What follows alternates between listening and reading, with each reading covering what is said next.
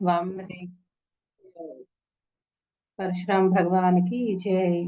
जगद्गुरु श्रील प्रभुपाद की जय। पतित पावन जयपताक स्वामी गुरु महाराज की जय। ओम अज्ञानातिमिरन्दस्य ज्ञानाञ्जनाशलाकया चक्षुरुन्मिलितं येन तस्मै श्रीगुरवे नमः। नमो विष्णुपादाय कृष्णप्रेष्ठाय भूतले श्रीमते भक्तिवेदान्त स्वामिनिति नामिने। नमस्ते सारस्वते देवे गौरवाणी प्रचारिणे निर्विशेष शून्यवादी पाश्चात्य देशतारिणे। जय श्री कृष्ण चैतन्य प्रभु नित्यानंद श्री अद्वैता गदाधरा श्रीवासादि गौर भक्त वृंद। हरे कृष्णा कृष्णा कृष्णा हरे हरे, हरे राम राम राम हरे हरे। मूकं करोति वाचालं पंगुं लङ्घयते गिरिं यत्कृपातमहं वन्दे श्रीगुरुं दीनतारिणं परमानन्दमाधवं श्रीचैतन्य ईश्वरम्।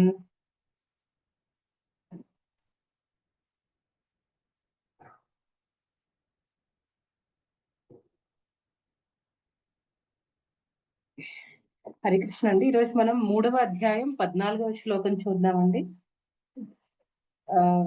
దేవతల్ని పూజించడం దాని గురించి. 3వ అధ్యాయం 14వ శ్లోకం. మాతాజీస్ ఎవరి దగ్గర బుక్స్ ఉంటే Matajis and prabhujis books open చేయండి. మనం ఒకసారి భాష్యం చదవాలి. హరే కృష్ణ మాతాజీ. ఫస్ట్ శ్లోక చదువుతానండి. శ్లోక ట్రాన్స్లేషన్ నేను చదువుతాను. భాష్యం ఎవరైనా ఇద్దరు డివోటీస్ 2 పారాగ్రాఫ్స్ ఉన్నాయి, ఒకటి ఇంకొకటి అలా చదవండి. అన్నాద్భవంతి భూతాని పర్జన్యాదన్న సంభవః యజ్ఞాద్భవతి పర్జన్యో యజ్ఞః కర్మ సముద్భవః. అన్నాద్భవంతి భూతాని పర్జన్యాదన్న సంభవః యజ్ఞాద్భవతి పర్జన్యో యజ్ఞః కర్మ సముద్భవః. జీవదేహములన్నీయును వర్షము వలన ఉత్పన్నమైనట్టి ధాన్యముపై ఆధారపడి జీవించును. వర్షములు యజ్ఞము చేయగలుగగా విహిత కర్మము నుండి యజ్ఞము ఉద్భవించుచున్నది. హరే కృష్ణ మాతాజీ. నేను హరే కృష్ణ చదవండి మాతాజీ. భాష్యం కదా మాతాజీ? భాష్యం మాతాజీ, ఫస్ట్ పారాగ్రాఫ్. హరే కృష్ణ. భగవద్గీతకు గొప్ప వ్యాఖ్యాత అయిన శ్రీల బలదేవ విద్యాభూషణులు ఈ విధంగా వ్రాశారు. ఏ ఇంద్రాద్యంగతయా స్థితం యజ్ఞం సర్వేశ్వరం విష్ణుం అభ్యస్యత శేష మష్నంతి తేనే తద్దేహయాత్రాం సంపాదయంతి తే సస్త సర్వేశ్వరస్య యజ్ఞపురుషస్య భక్త సర్వకిల్బిషై అనాదికాల విబద్ధై ఆత్మానుభవ ప్రతిబంధకై నిఖిలై పాపైర్విముచ్యంతే. యజ్ఞపురుషునిగా అంటే సర్వయజ్ఞాలకు భోక్తగా తెలియబడే భగవంతుడే దేవతలందరికీ ప్రభువు. వివిధ దేహాంగాలు పూర్తి దేహాన్ని సేవించినట్లుగా ఆ దేవతలందరూ భగవంతుని సేవిస్తారు. ఇంద్రుడు, చంద్రుడు, వరుణుడు వంటి దేవతలు లోక కలాపాలను నిర్వహించడానికి నియమించబడిన పాలకులు. ఈ దేవతల సంతృప్తి కొరకే వేదాలు యజ్ఞాలను ఉపదేశించాయి. తద్వారా వారు ప్రసన్నులై ధాన్యోత్పత్తికి తగినంతగా గాలి, వెలుతురు, నీళ్లు సరఫరా చేస్తారు. శ్రీకృష్ణ భగవానుని అర్చించినప్పుడు అతని వివిధ దేహాంగాలే అయినట్టి దేవతలు కూడా అప్రయత్నంగా పూజింపబడతారు. అందుకే దేవతలను వేరుగా పూజించవలసిన అవసరము లేదు. ఈ కారణంగానే భగవద్భక్తులు అంటే కృష్ణ భక్తి భావనలో ఉన్నవారు శ్రీకృష్ణునికి ఆహారం నైవేద్యం పెట్టిన తర్వాత తింటారు. ఈ పద్ధతి దేహాన్ని ఆధ్యాత్మికంగా పోషిస్తుంది. అటువంటి కార్యం ద్వారా కేవలము దేహంలోని గత పాపాలన్నీ నశించిపోవడమే కాకుండా దేహము సమస్తము ప్రకృతి కల్మషాలకు అతీతమవుతుంది. అంటువ్యాధి ప్రబలినప్పుడు రోగ నిరోధక ఔషధము అటువంటి వ్యాధి నుండి మనిషిని కాపాడుతుంది. అదేవిధంగా విష్ణు భగవానునికి నైవేద్యం పెట్టి తీసుకొనిన ఆహారము మనలను భౌతికాసక్తి నుండి తగినంతగా నిరోధిస్తుంది. ఇటువంటి అభ్యాసానికి అటు అలవాటు పడినవాడే భగవద్భక్తుడుగా పిలువబడతాడు. అందుకే కేవలము కృష్ణార్పితమైన ఆహారాన్ని తినే కృష్ణ భక్తి భావనాయుతుడు ఆత్మానుభూతిలో ప్రగతికి అవరోధాల వంటి సమస్త పూర్వ పాపాలను నశింపచేసుకుంటాడు. ఇంకొక ప్రక్క ఆ రకంగా చేయనివాడు పాపరాశిని పెంచుకోవడం కొనసాగిస్తాడు. ఆ పాప ఫలాలను అనుభవించడానికి ఇది తదుపరి జన్మలో సునక సూకర దేహాలను కలుగచేస్తుంది. భౌతిక జగత్తు కలుషాలతో నిండినట్టిది. భగవత్ ప్రసాదము విష్ణు ప్రసాదం తినడం ద్వారా నిరోధక శక్తిని పొందినవాడు వాటి దాడి నుండి రక్షింపబడతాడు. కాగా ఆ రీతి చేయనివాడు కల్మషానికి గురి అవుతాడు. హరే కృష్ణ మాతాజీ. హరే ధన్యవాదాలు. కృష్ణ మాతాజీ. కృష్ణ మాతాజీ చదవండి. ధాన్యము కూరగాయలే నిజానికి తినదగినవి. మానవుడు నానా రకాల ధాన్యాలను, కూరగాయలను, పండ్లను తింటాడు. ఇక పశువుల ధాన్యపు వ్యర్థ శేషాన్ని, కూరగాయలను, గడ్డిని, మొక్కలను తింటాయి. మాంసము తినడానికి అలవాటు పడిన మానవులు కూడా ఆ పశువులను తినడానికి వృక్షాలపైననే ఆధారపడవలసి వస్తుంది. కనుక చివరికి మనము భూమి ఉత్పాదనల మీదనే ఆధారపడాలి, కానీ పెద్ద కర్మాగారాల ఉత్పత్తిపై కాదు. వ్యవసాయోత్పత్తి ఆకాశం నుండి తగినంత వర్షం కురియడం ద్వారానే కలుగుతుంది. అటువంటి వర్షాలు ఇంద్రుడు, సూర్యుడు, చంద్రుడు వంటి దేవతలచే నియంత్రించబడతాయి. వారందరూ భగవంతుని సేవకులే. యజ్ఞాల ద్వారా భగవంతుని సంతృప్తి పరచవచ్చును. అందుకే వాటిని చేయలేని వాడు కొరతకు లోనవుతాడు. ఇది ప్రకృతి నియమం. అందుకే కనీసము ఆహార కొరత నుండి మనల్ని రక్షించుకోవడానికైనా యజ్ఞాన్ని, ముఖ్యంగా ఈ యుగానికి చెప్పబడిన సంకీర్తన యజ్ఞాన్ని తప్పక నిర్వహించాలి. హరే కృష్ణ. Thank you Mataji. హరే కృష్ణ మాతాజీ. ఈ శ్లోకంలో ఏం చెప్తున్నారండి? మొత్తానికి మనం ఈ యజ్ఞాలు జీవులందరూ కూడా వర్షం మీద ఆధారపడుతున్నారు. ఆ వర్షాల వల్ల ధాన్యం ఉత్పత్తి అవుతాయి. ఆ ధాన్యాలను తిని మనల్ని మనం, అంటే జీవులందరూ కూడా వాళ్ళ దేహాల్ని వాళ్ళు మెయింటైన్ చేస్తున్నారు అని చెప్తున్నారు అనమాట. ఆ వర్షాలు అనేవి ఎలా వస్తాయండి? యజ్ఞాలు చేస్తే వస్తాయన్నమాట. యజ్ఞాలు చేస్తే ఫైనల్ గా, అంటే జనరల్ గా ఇప్పుడు మనకి యజ్ఞాలు అవి చేశారనుకోండి, అప్పుడు దేవతలు వాళ్ళు సంతృప్తి చెందుతారు. సంతృప్తి చెందిన తర్వాత ప్రతి యజ్ఞంలో కూడా ఏంటంటే ప్రతి దేవతకి కూడా షేర్ ఉంటుందన్నమాట. ఎవరి షేర్ వాళ్ళకి దక్కిన తర్వాత వాళ్ళు చాలా హ్యాపీగా ఫీల్ అవుతారు. టైంకి వర్షాలు ఇస్తారు. ఇప్పుడు చూడండి, మనకి ఈ కాలంలో చూస్తే ఎప్పుడు పడితే అప్పుడే వర్షాలు పడిపోతున్నాయి. డిసెంబర్‌లో జనరల్‌గా నవంబర్, డిసెంబర్ నెలల్లో వర్షాలు పడకూడదు. కానీ వర్షాలు అవి పడిపోతున్నాయన్నమాట. ఎందుకు అనంటే మనం ఇక్కడ ఏం చెప్తున్నారంటే విహిత కర్మలు చేయాలి అని చెప్తున్నారు. ప్రిస్క్రైబ్డ్ డ్యూటీస్ చేయాలి. ప్రతి ఒక్కళ్ళకి కూడా కొన్ని శాస్త్రపరమైన ధర్మాలు అవన్నీ ఉంటాయన్నమాట. అవి మనం ఫాలో అయితే కరెక్ట్‌గా అప్పుడు మనకి టైంకి వర్షాలు, ఎప్పుడు ఎండకు రావాలో అప్పుడు ఎండ రావడము, అలా అన్నీ కరెక్ట్‌గా జరుగుతాయన్నమాట. కానీ ఇప్పుడు మనం విహిత కర్మలు చేయట్లేదు. మనం ప్రిస్క్రైబ్డ్ డ్యూటీస్ మనకి ఏవైతే, అంటే మనకి ఆ 4 వర్ణాల వాళ్ళకి కొన్ని రకాల ధర్మాలున్నాయి కదా! కర్మలు చేయడానికున్నాయి. అవన్నీ చేయడం లేదన్నమాట. సరిగ్గా చేయకపోతే ఏమవుతుంది? మనకి దానికి ఆహ్, వర్షాలు పడాల్సిన టైంలో వర్షాలు పడకుండా కరువొచ్చేసి, తర్వాత ఎప్పుడైతే వర్షాలు పడకూడదో కరెక్ట్‌గా మనం కొన్ని ఇయర్స్ కంటిన్యూయస్‌గా చూసామండి.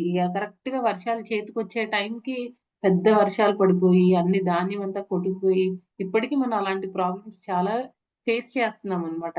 కాకపోతే ఏంటంటే, మనం ఈ యజ్ఞాలు చెయ్యాలి, హోమాలవి చెయ్యాలి అనంటే, ఇప్పుడు మనకి పూర్వ యుగాల్లో అప్పుడు పరిస్థితులు వేరనమాట. అన్నీ ప్యూర్‌గా ఉండేవి.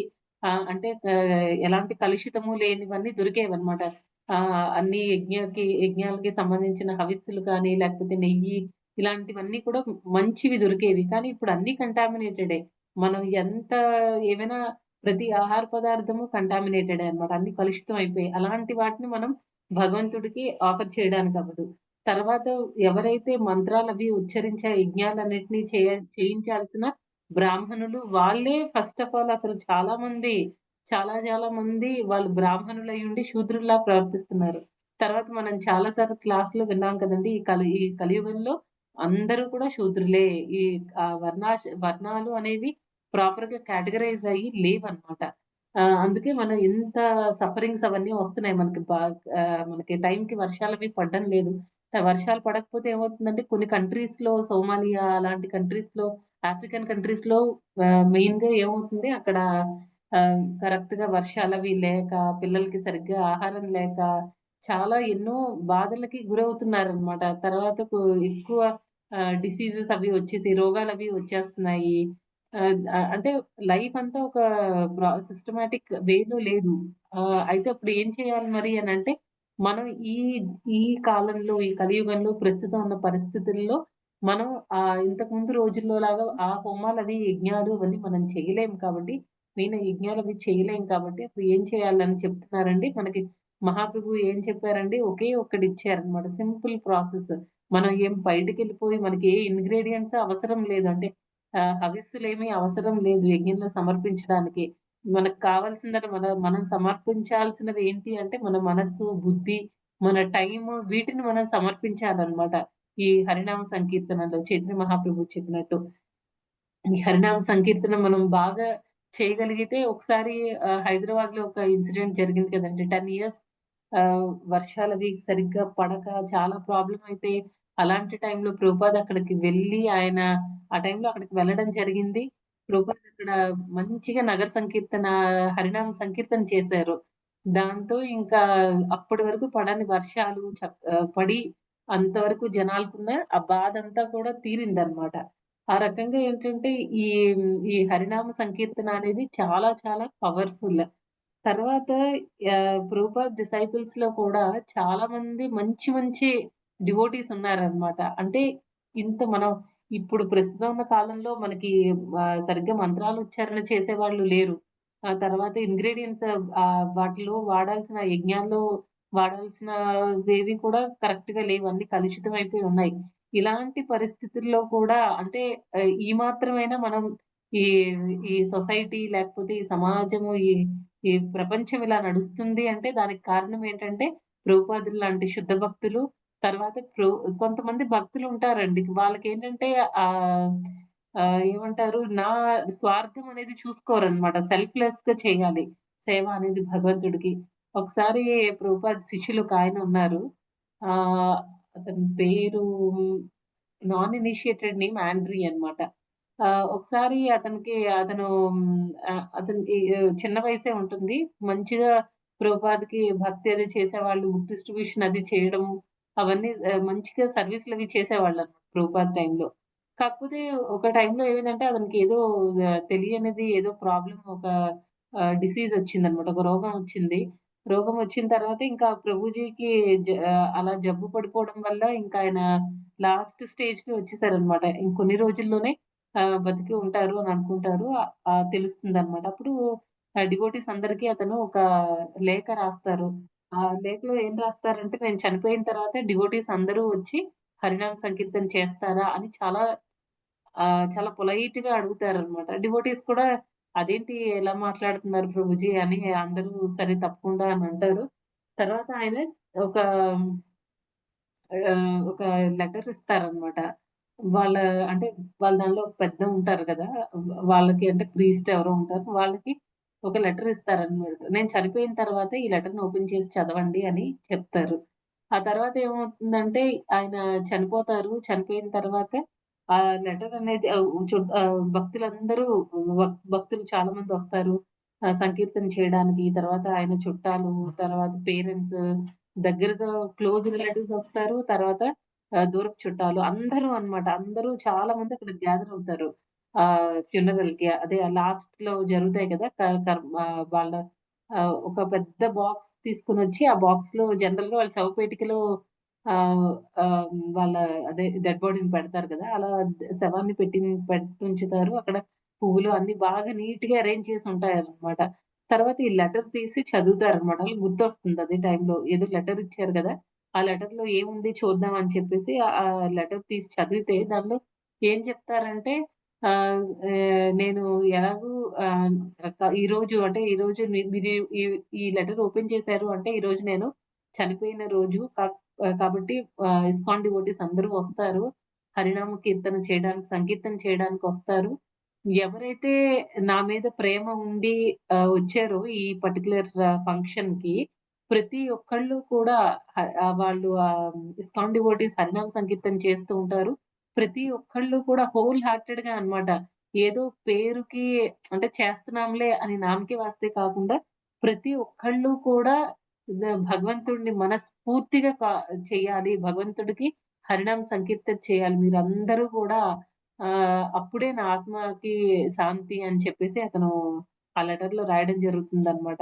అది చూసిన తర్వాత ఇంకా సరే చెప్పాడు కదా! అనేసి వాళ్ళెవరు మిగతా వాళ్ళెవరు డివోటీస్ కాదు. అయినా సరే అతని మీద అతనందరితో ఉన్నన్నాళ్ళు మంచిగా ఉంటారు. తర్వాత పైగా అతనిది అది ఆ భక్తుడికి అది చివరి కోరికనమాట. అందరూ తీర్చాలి అన్న ఉద్దేశంతో సరే అయితే ఇంకా ఇస్కాన్ డివోటీస్ వస్తారు. ఇంకా మీరు కీర్తన స్టార్ట్ చేయండి. మేము మిమ్మల్ని ఫాలో అవుతాం. అని చెప్పేసి ఇంకా అక్కడి నుంచి స్టార్ట్ అవుతుందనమాట. అందరూ డివోటీస్ సంకీర్తన చేస్తూ ఉంటారు. ఎవరైతే ఆ ఫంక్షన్‌కి, ఆ ఫ్యూనరల్‌కి ఎవరైతే వచ్చారో ప్రతి ఒక్కళ్ళు కూడా అన్నమాట హరినామాన్ని గట్టి గట్టిగా జపం చేస్తూ ఉంటారు. పూర్తిగా తన్మయత్వంతో అన్నమాట లీనమైపోతారు. చాలా హై రేంజ్‌లో జరుగుతుందన్నమాట. ఒక గంట, 2 గంటలు నాన్ స్టాప్ కీర్తన అన్నమాట. ఇంకా అందరూ ఇంక లేచి డాన్స్ చేయడము, ఇంకా ఒక్కొక్కళ్ళు అదంతా కంప్లీట్ అయిన తర్వాత ఒక్కొక్కళ్ళు ఇంకా లేచి కూర్చొని ఏడుస్తారనమాట. ఇంక అందరూ ఇంకా ఏడవటం స్టార్ట్ చేస్తారు. హోల్ హార్టెడ్‌గా అన్నమాట. అంటే అది అతను చనిపోయాడు అనే బాధ కాదు. ఆ హరినామ సంకీర్తనలో హరినామ సంకీర్తనలో ఉన్న ఆ స్వీట్‌నెస్‌ని బ్లిస్‌ని ఆనందాన్ని వాళ్ళు ఎంజాయ్ చేశారనమాట. వాళ్ళు నిజంగా ఆనందాన్ని పొందారు. హరినామ సంకీర్తనలో. అంత తన్మయత్వంతో జరుగుతుందనమాట ఆ ప్రోగ్రామ్ అనేది. అలా ఏంటంటే ఇక్కడ మనం అర్థం చేసుకోవాల్సిన పాయింట్ ఏంటి అంటే, ఈ పర్టిక్యులర్ డివోటీ ఆయన బతికున్నన్నాళ్ళు అసలు ఈ ప్రభు గురించి చెప్తుంటే నాకు గూస్ బంప్స్ వస్తున్నాయి. చాలా అంటే ఆయన బతికున్నన్నాళ్ళు ఆయన ఎలాగో ప్రీచింగ్ చేశారు. ఆయన చనిపోయిన తర్వాత కూడా ఆయన ప్రీచింగ్ చేశారనమాట. అలా ఏంటంటే ఈ ప్రచారం విషయంలో ఈ కృష్ణ చైతన్య ఉద్యమాన్ని ప్రచారం చేసే విషయంలో మనం కూడా ఇదే రకంగా ఉండాలనమాట. మనం బతికున్నప్పుడు ప్రీచింగ్ చేయాలి. మనం లేనప్పుడు కూడా ప్రీచింగ్ జరగాలి. ఇంకా ప్రభుపాదులు వారు ఇంకొక ఇన్సిడెంట్ ఏంటి అంటే ఒక అంటే ఇవన్నీ ఈ శ్లోకానికి ఎలా రిలేటెడ్ అనంటే భగవంతుడి భక్తులు మనకి వాళ్ళ వల్లే ఇదంతా రన్ అవుతుందన్నమాట. వాళ్ళు అంటే భగవంతుడు ఎంత ఇంపార్టెంటో మనకి ఆయన భక్తులు కూడా అదే రకంగా ఇంపార్టెంట్. అలానే ఇప్పుడు అంటే డెమిగాడ్స్‌ని మనం వర్షిప్ చేయాల్సిన అవసరం లేదు అంటే ఇక్కడ భాష్యంలో మనం ఆల్రెడీ చదువుకున్నాము. భాష్యంలో ఏం చెప్పారండి? మనం భగవంతుడి ప్రీత్యర్థం చేసిన కర్మలు ప్రతి ఒక్కళ్ళని కూడా సాటిస్ఫై చేస్తాయి. మనం పోనీ భగవంతుడి వరకు, దేవతల వరకు కూడా మనం వెళ్ళక్కర్లేదన్నమాట. రోజు మన ఇంట్లో చక్కగా మనం మోటివ్ ఒకటే అయ్యుండాలి. అదేంటి అంటే భగవంతుడిని మనం ఎలా అయినా సరే భగవంతుడి ప్రీత్యర్థమే మనం అన్ని కర్మలు చెయ్యాలి. తర్వాత నేను ఎలా అయినా సరే భక్తిలో ముందుకు వెళ్ళాలి. భగవంతుడి పట్ల భక్తి పెంచుకోవాలి.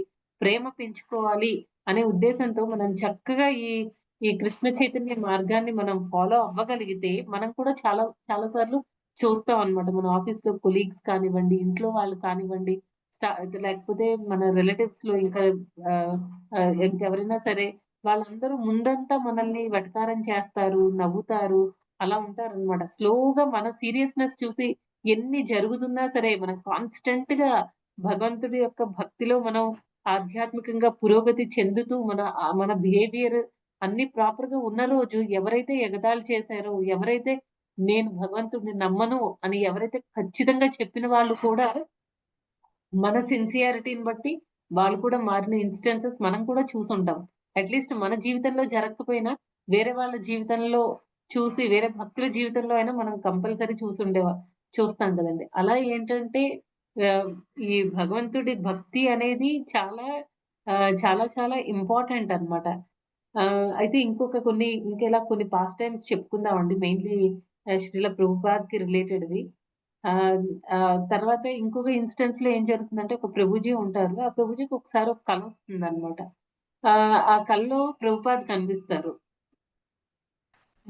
కల్లో ఏంటంటే ఆయన ఫస్ట్ ఈయన మార్నింగ్ లేచారంట. మంగళారతికి అవన్నీ అటెండ్ అవుతున్నారు. అటెండ్ అయ్యారు. చాంటింగ్ కంప్లీట్ అయింది. తర్వాత ఆయన గురు పూజ టైంలో ఒకసారి ప్రభుపాదని చూడ్డానికని ఆల్టర్‌లోకి వెళ్తే, ఆల్టర్‌లో ఉన్న ప్రభుపాదేమో సడెన్‌గా ఆ విగ్రహం ఉంటుంది కదా! శ్రీ విగ్రహము. ప్రభుపాద యొక్క శ్రీ విగ్రహము ఆటోమేటిక్‌గా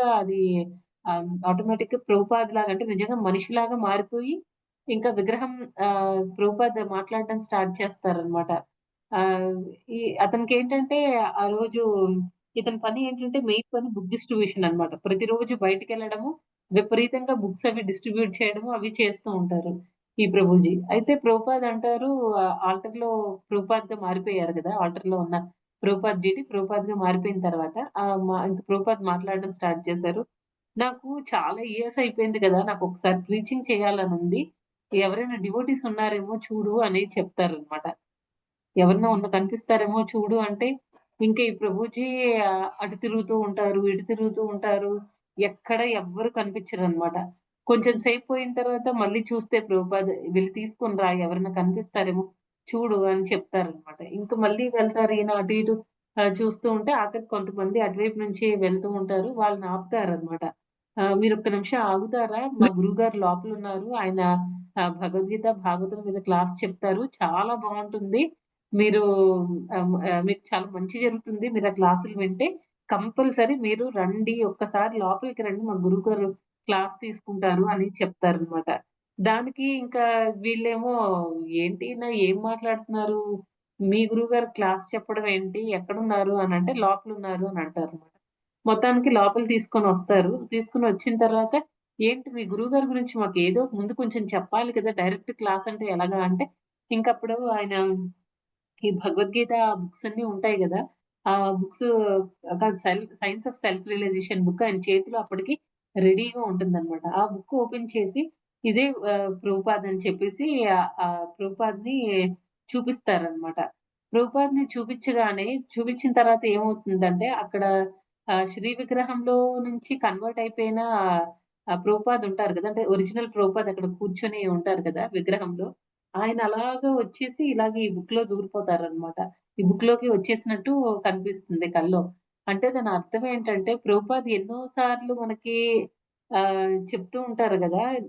I am alive in my books. నేను నా బుక్స్‌లో నేనింకా బతికే ఉన్నాను. నేనింకా జీవించి ఉన్నాను. నేను నా బుక్స్‌లో అని చెప్తారు కదా!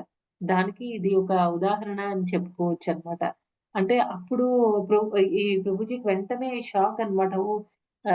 లేచి కూర్చున్నారు. అక్కడ చూస్తే ప్రభుపాద్ లేరు, ఏం లేదు. అంతా కల అని అర్థమవుతుంది. అక్కడ మెయిన్ ఏంటంటే ప్రభుపాద్ ఇంకా జీవించే ఉన్నారు ఆయన బుక్స్‌లో. అందుకే మనకి కొన్ని సార్లు కొన్ని పర్వర్డ్స్ చదివేటప్పుడు, భాష్యాలవి చదివేటప్పుడు ప్రభుపాద్ నాకే ఇన్‌స్ట్రక్షన్స్ ఇస్తున్నారేమో అని మనకి డెఫినిట్‌గా అనిపిస్తుందన్నమాట. కొన్ని సార్లు చదివేటప్పుడు మనం ఫుల్‌గా మంచి మూడ్‌తో ఎలా అయినా సరే మనం భక్తిలో ముందుకు వెళ్ళాలి. భగవంతుడికి భక్తి చక్కగా చేయాలి అనే మనం మంచి పాజిటివ్ మూడ్‌తో మనం ఉన్నప్పుడు, అలా మనం చదివేటప్పుడు ఏమవుతుందండి, అదంతా కూడా మనకి ఆ రియలైజేషన్స్ వస్తూ ఉంటాయి. ప్రభుపాద్ నాతో మాట్లాడుతున్నారేమో ఈ భాష్యాల ద్వారా. అందుకే అంటారు ప్రభుపాద్ బుక్స్ ఎవరైతే చదువుతారో అంటే ఇస్కాన్‌లో ఉన్న ప్రతి డివోటీకి కూడా ఆహ్, ప్రభుపాద్ ఈస్ ద ఫస్ట్ శిక్షా గురువు అని చెప్తారనమాట. ఎందుకంటే దీనికోసమే ప్రభుపాద్ బుక్స్ మనం చదివేటప్పుడు ప్రభుపాద్ మనతో మాట్లాడుతుంటారనమాట. ఇది చెయ్యి, అది చెయ్యి. మనకు ఆ ఇన్‌స్ట్రక్షన్స్ అన్నీ మన కోసం కూడా Prabhupad past times, Krishna past times మనతో డిస్కస్ చేస్తున్నారు. అది అన్నమాట అక్కడ అర్థము. నెక్స్ట్ ఇంకా ఎన్నో మంచి అంటే ఇలాంటి మంచి మంచి డివోటీస్ అందరి వల్ల అంటే దేవతల వల్ల ఈ సొసైటీ అనేది రన్ అవ్వట్లేదు. ఇక్కడ ప్రభుపాద్ భాష్యంలో ఒక పాయింట్ చెప్పారు. ఏంటంటే ప్రతి ఒక్కళ్ళకి కూడా భగవంతుడు మెయిన్ సోర్స్ అయితే ఆయన ఎనర్జీ అందరికీ ఇస్తారనమాట. అందరిని ఎంపవర్ చేస్తారు.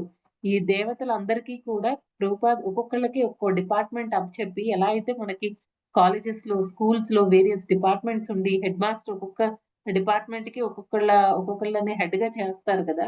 ఇప్పుడు బీటెక్ కాలేజెస్‌లో జనరల్‌గా ఒక ప్రిన్సిపల్ ఉంటారు. ఆ ప్రిన్సిపల్ కింద చాలా బ్రాంచెస్ ఉంటాయి కదండీ! బీటెక్‌లో కంప్యూటర్ సైన్స్ అని, తర్వాత ఐటీ డిపార్ట్‌మెంట్ ఉంటుంది. Computer science department, mechanical, civil అని చెప్పి చాలా ట్రిపుల్ ఈ, ఈసీఈ ఇలా డిఫరెంట్ బ్రాంచెస్ ఉంటాయి కదా! ఈ బ్రాంచెస్‌లో ఏంటంటే ప్రతి డిపార్ట్‌మెంట్‌కి కూడా ప్రిన్సిపల్ మెయిన్ అయితే ఈ డిపార్ట్‌మెంట్స్ అన్నిటికి ఒక్కొక్క డిపార్ట్‌మెంట్‌కి ఒక్కొక్క హెడ్ ఉంటారనమాట. హెచ్ఓడి ఉంటారు. హెడ్ ఆఫ్ ది డిపార్ట్‌మెంట్ ఉంటారనమాట. అంటే ఓవరాల్‌గా ప్రిన్సిపల్ చూసుకుంటారు. ఒక్కొక్క డిపార్ట్‌మెంట్‌కి సంబంధించిన యాక్టివిటీస్ అన్నీ ఆ డిపార్ట్‌మెంట్ హెడ్ చూసుకుంటారనమాట. ఆ రకంగా ఏంటంటే భగవంతుడు మనకి పివోట్ లాగనమాట.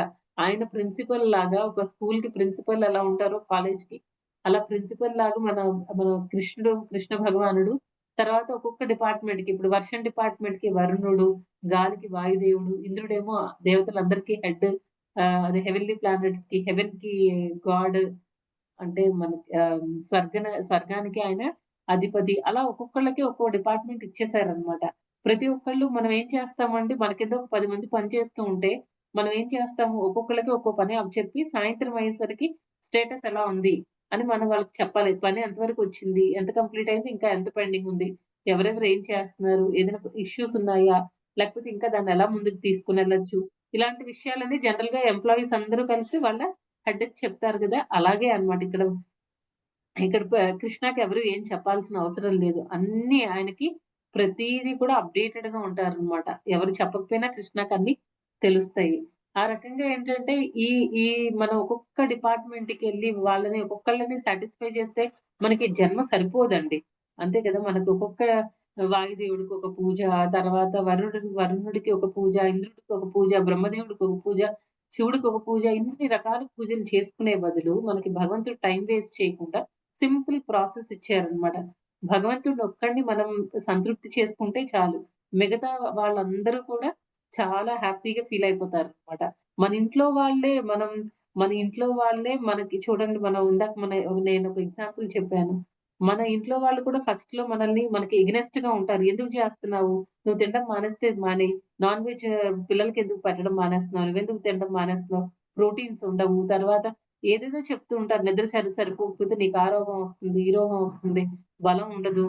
ఇన్ని మానేస్తే ఎలాగా? ఉల్లిపాయ తినకపోతే ఎలాగా? వెల్లుల్లి తినకపోతే ఎలాగా? ఇలా ఎన్నో మన ఇంట్లో ఉన్న పెద్దవాళ్ళు మనం మానేసే టైంలో చాలా చాలా చెప్తారనమాట. మనం ఇవన్నీ ఒ ఇప్పుడు ఓన్లీ ఉల్లిపాయ, వెల్లుల్లి తిన్న వాళ్ళకి జబ్బులు రాకుండా ఉంటున్నాయా?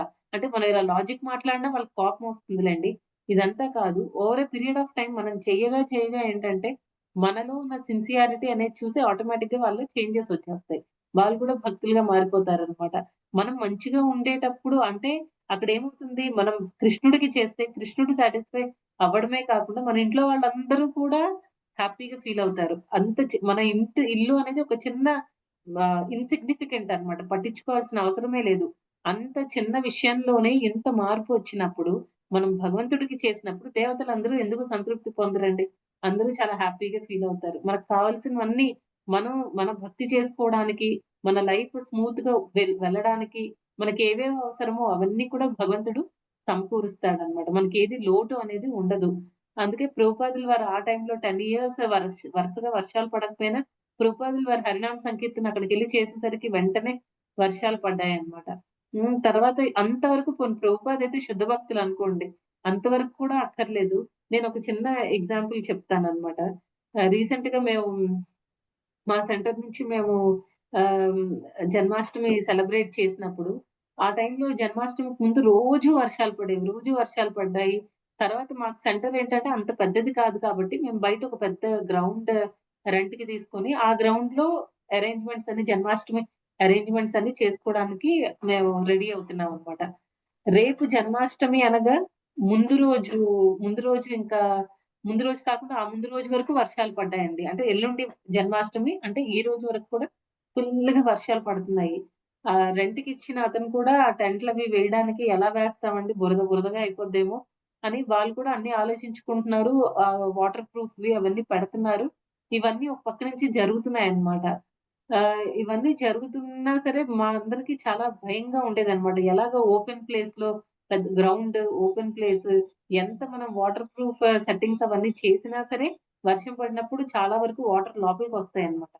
ఇంకా ఎలా చేస్తాము? అసలు జరుగుతుందా? ఎలా చేయగలం? ఎన్నో రకరకాలుగా ఆలోచిస్తూ ఉంటే, అప్పుడు ఏమైందంటే ముందు రోజు రేపు జన్మాష్టమి అనగా ముందు రోజు అందరం అక్కడ కూర్చొని చాలా తీవ్రంగా అన్నమాట మన పరంపరకి అందరికి ప్రార్థిస్తూ ముందు రోజు పొద్దున్న, సాయంత్రం కూడా మేము చాలా హరినామ సంకీర్తన అవి చేసామనమాట అక్కడ.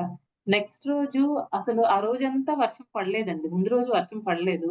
నెక్స్ట్ రోజు కూడా మార్నింగ్ ఒకసారి, ఈవినింగ్ ఒకసారి 2 సార్లు వర్షం పడింది. అది చాలా లైట్‌గా అన్నమాట. కొంచెం సేపు ఒక 10 మినిట్స్ అలాగా పొద్దున్న ఒక 10 మినిట్స్, ఈవినింగ్ ఒక 15 మినిట్స్ అలా పడింది. మాకు ఏంటంటే ఆ జన్మాష్టమి చేసుకోవడానికి మనకి ఎలాంటి ప్రాబ్లమ్ కలగలేదు. చూడండి, ప్రభుపాదులు లాంటి శుద్ధ భక్తుల ప్రార్థనలే కాదు, మనలాంటి నార్మల్ భక్తుల ప్రార్థనలు కూడా భగవంతుడు వింటాడన్నమాట. ఒక్క నిమిషం అండి.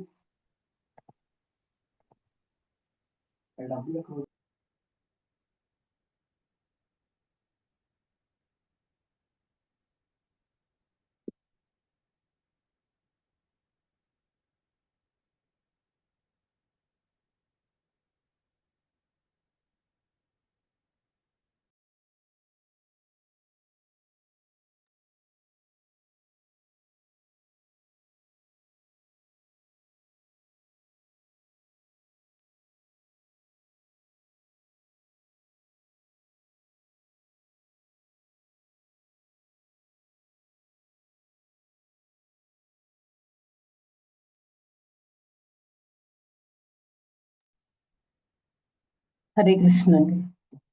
హుహు. అయితే ఇక్కడ ఆహ్, అలా ఏంటంటే మనలాంటి నార్మల్ భక్తుల కోరికల్ని కూడా భగవంతుడు తీరుస్తాడనమాట. మనం వెళ్లి తర్వాత మన ఈరోజు గోవర్ధన పూజ కదండీ! గోవర్ధన పూజ రోజు కూడా కృష్ణ భగవానుడు అందరూ మొత్తం బ్రజవాసులందరూ కూడా ఇంద్రుడికి పూజ చేద్దాము. ఎందుకంటే ఇంద్రుడే మనకన్ని టైంకి వర్షాలవి ఇస్తున్నాడు. మనకు పంటలవి పండుతున్నాయి. అదే గోవులు అన్నీ చక్కగా అన్నిటికి అన్ని ఆహారం అన్ని టైంకి దొరుకుతున్నాయంటే ఇంద్రుడే కారణం. సో, ఇంద్రుడికి పూజ చేద్దాము అనుకుంటారు. నందమహారాజ్ చెప్తారు. అందరూ కూడా ఆ ప్రపోజల్‌ని ఓకే చేస్తారు. కానీ భగవంతుడు శ్రీకృష్ణుడు ఏం చెప్తాడండి భగవంతుడు? "వద్దు, గోవర్ధన గిరికి మనం పూజ చేద్దాము. ఎందుకంటే గోవర్ధన గిరి మనకి సోర్స్ ఆఫ్ అన్నిటికి అన్నీ కూడా మనకి గోవర్ధన గిరి నుంచి వస్తున్నాయి. కాబట్టి మనం గోవర్ధన గిరికి పూజ చేద్దాం" అని చెప్తారనమాట. దానికి అందరూ ఓకే అని అది అంటే అక్కడ భగవంతుడే చెప్పారు చూడండి. భగవంతుడికి మనం పూజ చేస్తే చాలు. తర్వాత ఇంద్రుడికి కోపం రావడం మొత్తం ఆ పాస్ట్ టైమ్ అంతా జరిగింది. ఇక్కడ పాయింట్ ఏంటంటే భగవంతుడే స్వయంగా చెప్పాడు. హ్మ్.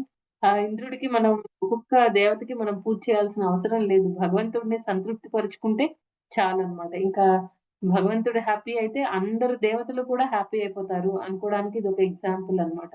తర్వాత భక్తుల్లో కూడా ఎవరైతే భక్తి చేస్తూ ఉంటారో వాళ్ళలో కూడా చాలా మంచి మంచి క్వాలిటీస్ ఉంటాయన్నమాట. చాలా మంచి క్వాలిటీస్ ఉంటాయి.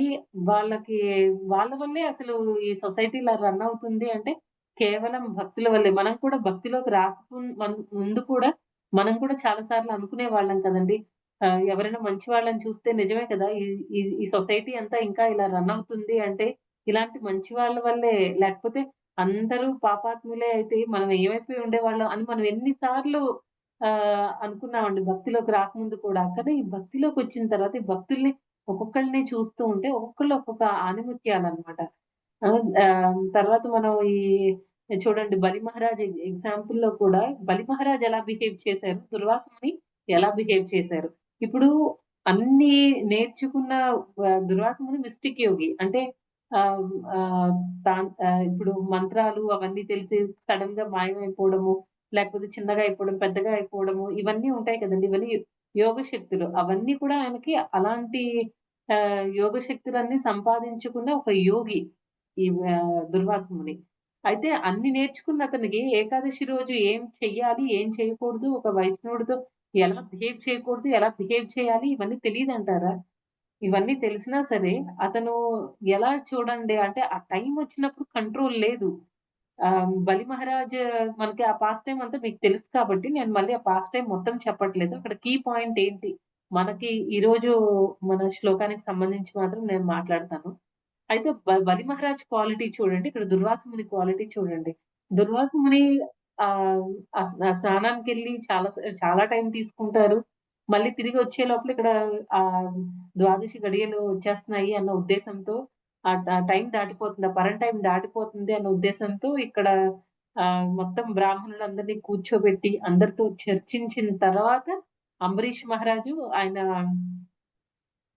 వాటర్‌తో అది కొంచెం వాటర్‌తో కడుపు నిండా నీళ్లు తాగేయలేదు. లేకపోతే అన్ని తినేయలేదు ఆయన. జస్ట్ కొన్ని ఫ్యూ డ్రాప్స్ ఆఫ్ వాటర్ తాగారంతే. అంటే వాటర్ తాగితే శాస్త్రాల ప్రకారం అది శాస్త్రాల ప్రకారం అది తిన్నట్టు కాదు, తిననట్టు కాదనమాట. ఆ రకంగా. అది కూడా ఏంటంటే, ఆ బ్రాహ్మణులు కూడా డైలమాలో ఉంటారమ్మో! అవతల పార్టీ ఉన్నది దుర్వాస ముని. ఏదైనా జరిగితే మళ్ళీ అలాగే వీళ్ళందరూ ఆలోచిస్తున్నారు. కానీ ఆహ్, భక్తులకేంటంటే భాష్యంలో ప్రభుపాదులు వారు క్లియర్‌గా ఈ పాయింట్ ఇచ్చారనమాట. భక్తులకి రైట్ బుద్ధి, రైట్ డెసిషన్ మేకింగ్ పవర్ ఇవన్నీ ఉంటాయి. అందుకే వాళ్ళందరితో చర్చించిన తర్వాత కూడా ఆహ్, ఫైనల్‌గా డెసిషన్ తీసుకున్నది అంబరీష్ మహారాజే. అలానే భాష్యంలో ప్రభుపాద వారు ఇచ్చారనమాట. ఎయిత్ క్యాంటోలో వస్తుంది. అయితే ఆహ్, నైన్త్ క్యాంటోలో సారీ.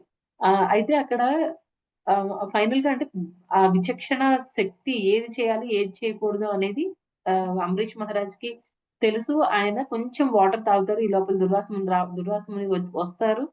ఆయన తపశ్శక్తి ఉంటుంది కదా! ఆయన యోగిక్ పవర్‌తో, ఆ యోగ శక్తితో ఆయనకి అర్థమైపోతుందనమాట. ఈ అంబరీష్ మహారాజు కొంచెం వాటర్ తాగారని. అసలు ఆయన యాటిట్యూడ్ చూడండి. అక్కడ ఆయనకి ఇక్కడ ఆతిథ్యం ఇచ్చారు. ఒక వైష్ణవుడు ఇచ్చారు. చక్కగా భగవంతుడి యొక్క ప్రసాదం దొరుకుతుంది. చక్కగా తినేసి ఆయన వెళ్ళిపోయి ఉండొచ్చు. కానీ ఆయన అంతగా సంపాదించుకున్న యోగ శక్తుల్ని ఈయన ఏం చేశారు? ఈయన తిన్నారా? లేదా? అవన్నీ ఎందుకు? అనవసరం అసలాయనకి. ఆయన యోగ శక్తిని వేస్ట్ చేసేసి ఒక వెంట్రుక పీకేసి దాని నుంచి ఒక రాక్షసుడిని తెప్పించేసి అదంతా చేయాల్సిన అవసరం ఏముంది? అంటే ఇక్కడ భక్తుడికి, అభక్తుడికి అది అన్నమాట తేడా. కోపాన్ని కంట్రోల్ చేసుకోలేరు. విచక్షణ కోల్పోతారన్నమాట. ఎవరితో డీల్ చేస్తున్నారు? ఒక రాజు.